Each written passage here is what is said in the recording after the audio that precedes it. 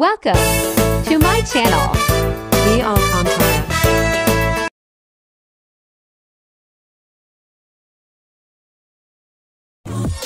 Hi guys! Meron pala ako ipapakita sa inyo.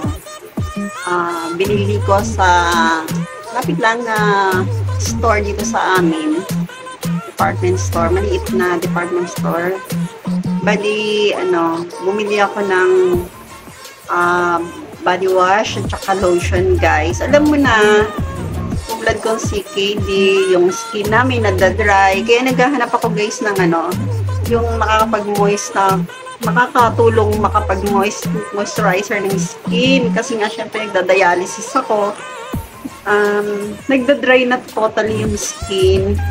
Syempre sa mga solution na nakalagay sa dialysis machine. Kumbaga, kinukuha kami ng tubig, natutuyot yung aming balat.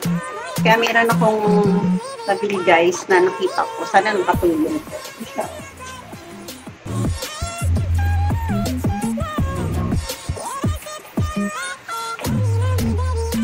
So, ito yun guys. Moist. Bali, Milk Plus Coconut Body Wash. Diba yung coconut naman is maganda sa balat. Dito daw nakahalo na yung coconut sa body wash na ito. Tapos milk protein siya. Help increase skin hydration.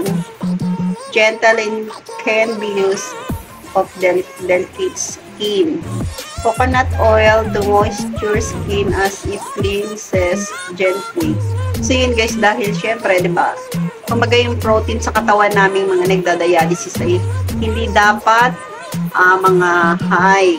So, ang gagawin ko na lang, syempre yung pinapahid na lang or ginagamit na sa balat para madagdagan man lang yung protein ng skin. Para naman hindi tayo mag-super dry.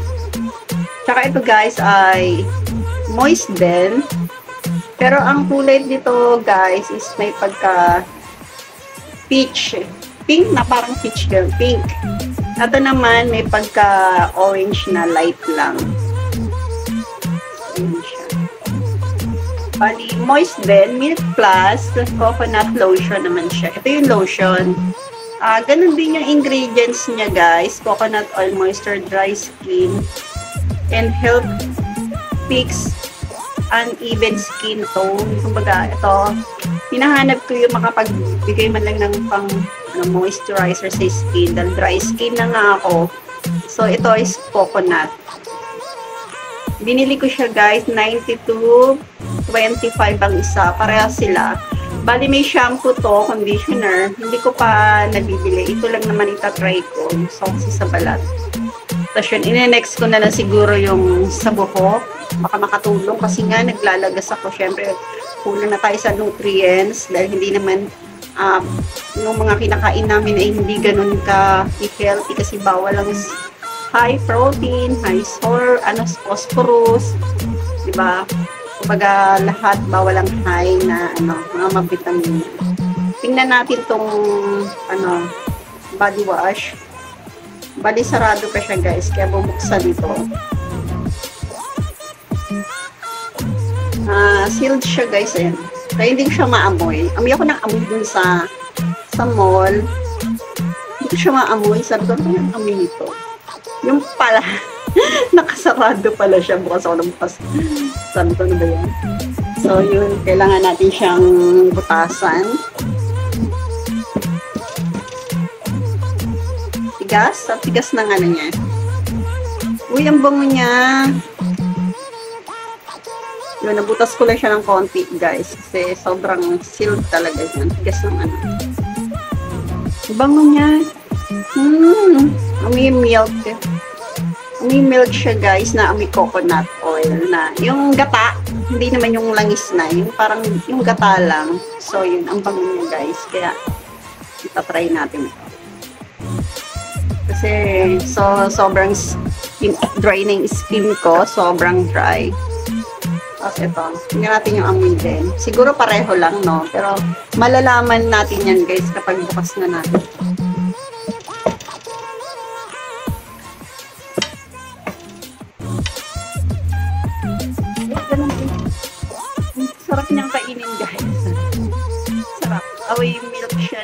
coconut milk, ganon.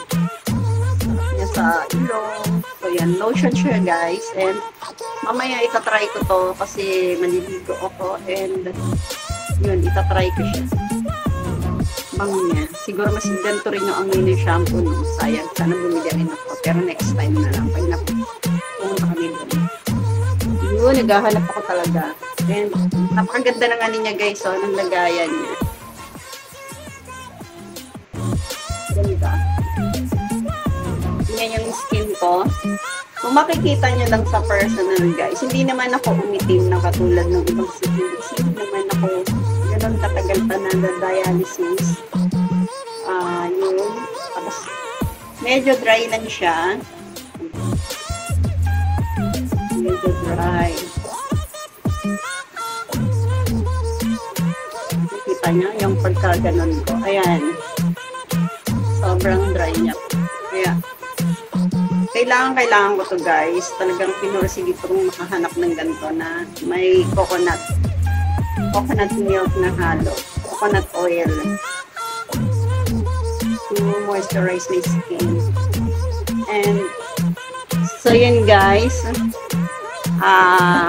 Hanggang dito na lang.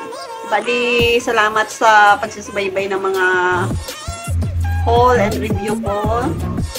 And, ingatan natin natin sarili, guys.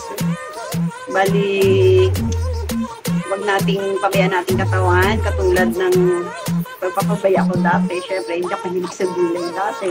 Kung alam ko lang na mahalaga pala ang pagkain ng gulay at ang pag-inom ng tamang gamot, yung mga maintenance. Siguro, natakot akong hindi uminom ng maintenance ko nun.